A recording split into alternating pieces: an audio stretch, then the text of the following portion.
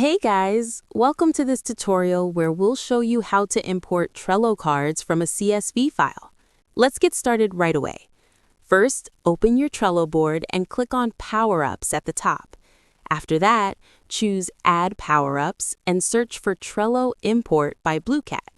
When you find it, click Add. This tool allows you to import CSV files straight into Trello.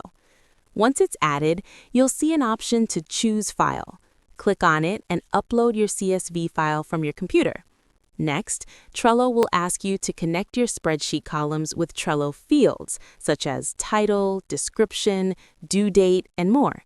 Use the drop-down menus to match them correctly.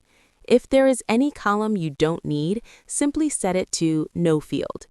After everything looks fine, click Check and Import. Trello will then start creating cards based on your file. In a few moments, your cards will show up on the board.